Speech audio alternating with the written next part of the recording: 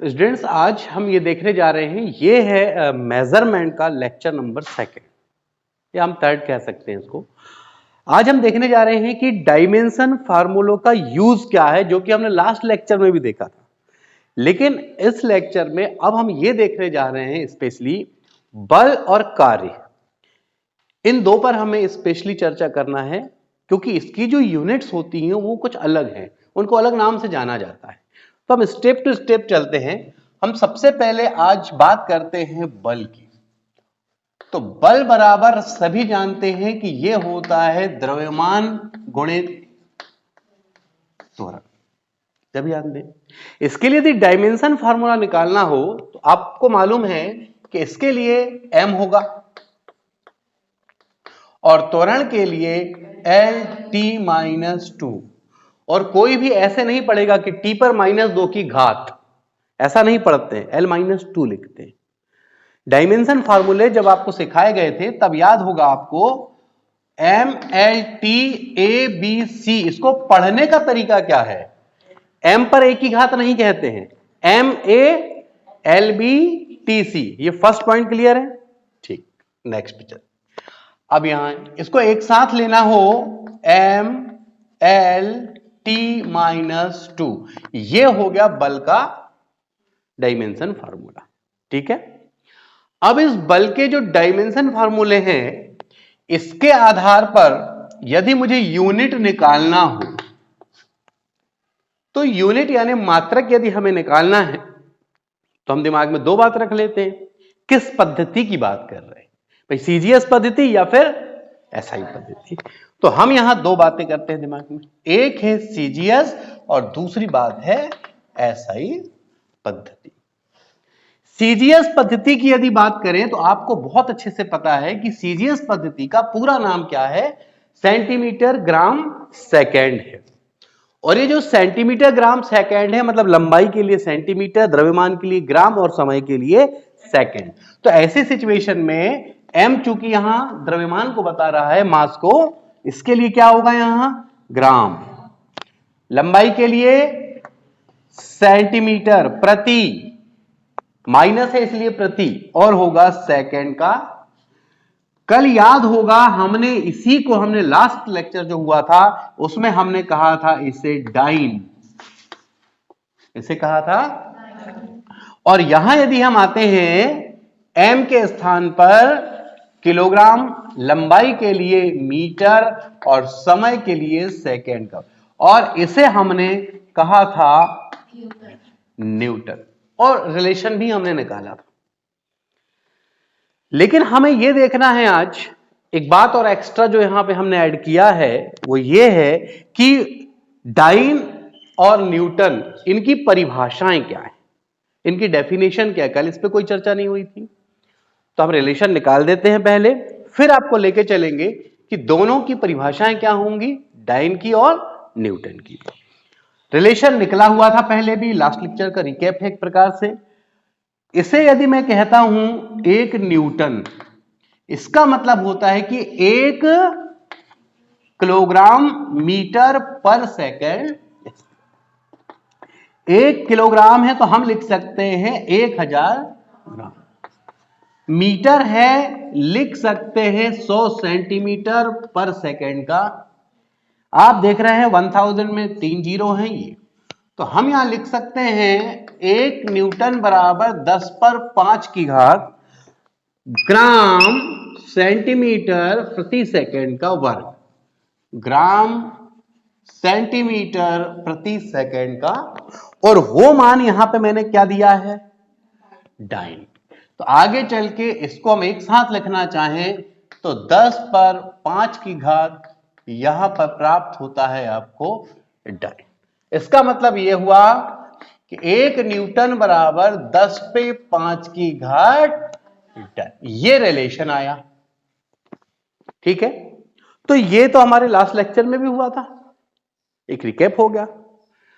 अब बात आती है कि ये एक डाइन है क्या। किसी ने पूछ लिया भाई बताओ एक डाइन क्या है, तो पहले तो ये बताना कि जो एक डाइन जो होता है वो बल का क्या है, बल का सीजीएस मात्रक है। और न्यूटन जो है वो बल का SI मान। ये तो है, लेकिन परिभाषा हुई क्या यहां पे? नहीं हुई। तो परिभाषा कैसे देंगे उस बात को समझ लेते हैं। यानी अब हम लेकर चलेंगे डेफिनेशन। ठीक, पहले हम डेफिनेशन सिखाएंगे आपको कि एक डाइन किससे कहते हैं। पहले यहां तक पॉइंट्स क्लियर हैं पूरे। अब हम सिखाएंगे आपको एक डाइन किससे कहते हैं, ये डेफिनेशन।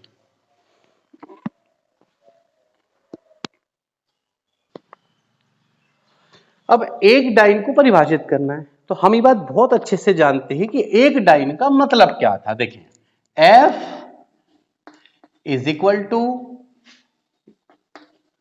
द्रव्यमान गुणित त्वरण।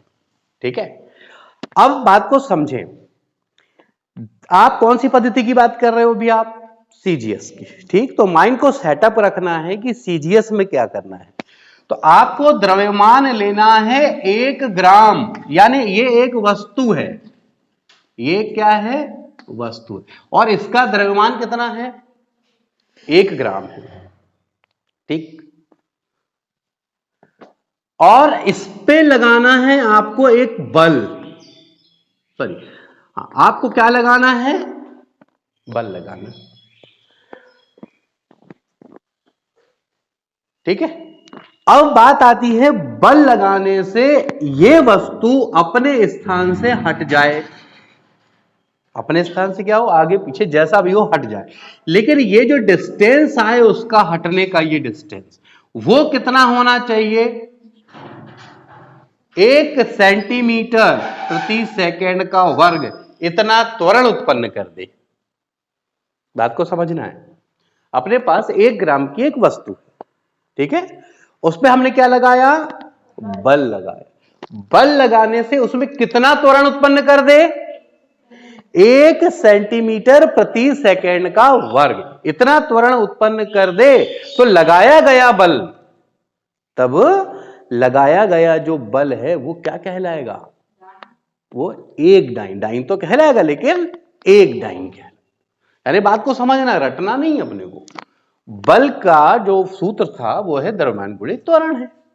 हमारे दिमाग में शांति से सेट कर लो भाई, हम सीजीएस पद्धति की बात कर रहे हैं, तो द्रव्यमान तो ग्राम में होगा, और चूंकि आप 1 डाइन बोलना चाह रहे हो तो 1 ही ग्राम तो लोगे ना, इसलिए हमने कितना ग्राम ले लिए।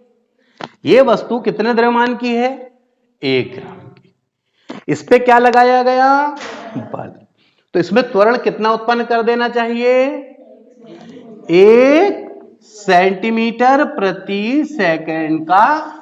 तो अब आप देखिए, 1 एकम 1, ये है ग्राम सेंटीमीटर प्रति सेकंड का, और आपको सिखाया गया है कि यही तो क्या है?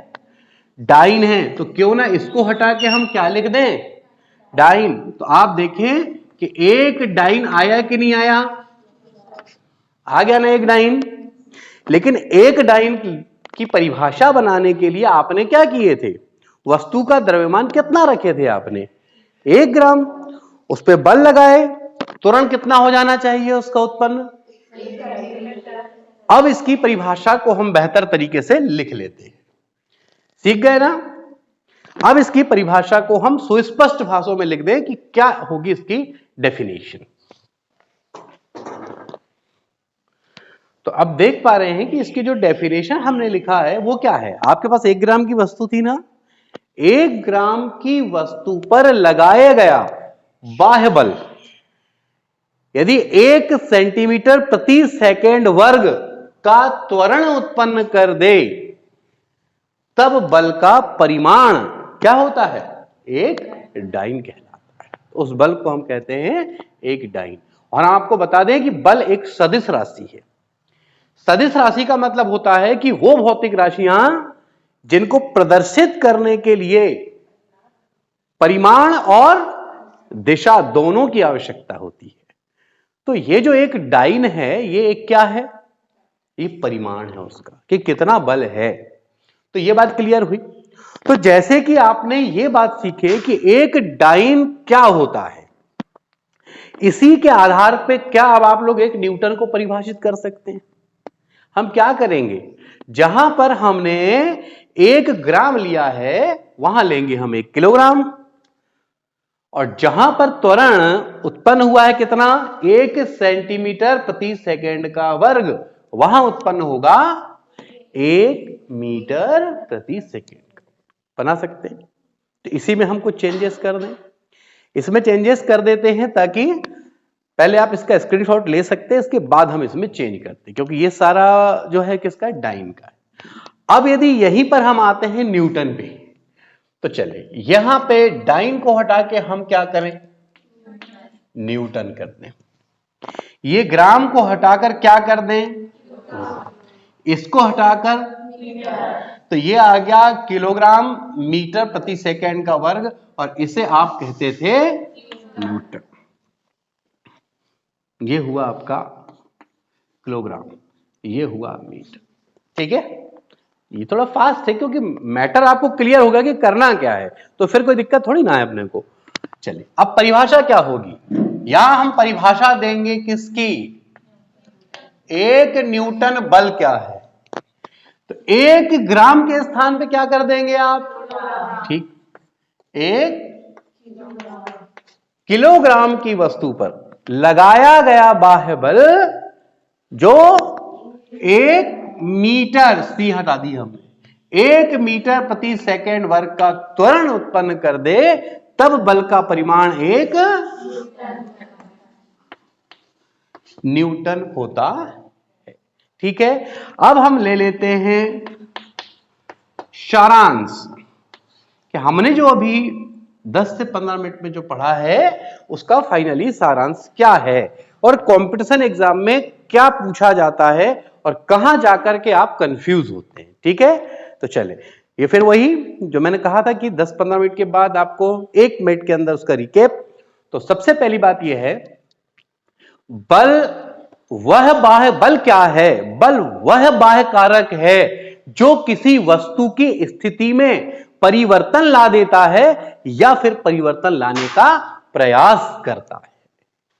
अब बोलेंगे सब ये प्रयास वाली बात क्यों हो गई, तो बात को समझना है। अगर मैंने किसी पे बल लगाया, धक्का देके हटाने का प्रयास किया, जरूरी है क्या हट जाए, इस दीवार को धक्का दूं मैं, हट जाएगी दीवार, लेकिन प्रयास तो है ना, भले नहीं हटेगी। इसलिए ध्यान रखना, बल की परिभाषा क्या है, बल बल वह बाह्य कारक है जो किसी वस्तु की स्थिति में परिवर्तन ला देता है या फिर लाने का प्रयास करता है, वह बाह्य कारक कहलाता है बल। बल को इंग्लिश में फोर्स कहा जाता है, फोर्स का पहला लेटर एफ होता है, इसलिए बल को कैपिटल एफ से रिप्रेजेंट करते हैं। क्लियर है। बल का डायमेंशन फार्मूला, बल का सूत्र होता है द्रव्यमान गुणित त्वरण। बल का जो विमी सूत्र होता है वो होता था MLT - 2, उसके 2 भाग बनाए गए थे, सीजीएस और, तो 1 ग्राम सेंटीमीटर पर सेकेंड स्क्वायर, इसे हमने नाम दिया डाइन, किलोग्राम मीटर पर सेकेंड स्क्वायर, इसे हमने नाम दिया न्यूटन। फिर हमने डाइन और न्यूटन में संबंध निकाला था, जो प्राप्त हुआ था 1 न्यूटन बराबर 10 पर 5 की घात डाइन। इसके बाद हमने आपको बताया कि वेग डाइन और 1 न्यूटन की परिभाषा क्या होनी चाहिए। तब हमने देखा कि 1 ग्राम की वस्तु पर बाह्य बल लगाने से उसमें त्वरण 1 सेंटीमीटर प्रति सेकंड का वर्ग उत्पन्न हो जाए तो बल का परिमाण 1 डाइन था, और यदि 1 किलोग्राम की वस्तु पर बाह्य बल लगाने से त्वरण 1 मीटर प्रति सेकंड उत्पन्न हो जाए तो उसे बल के परिमाण को 1 न्यूटन कहते हैं।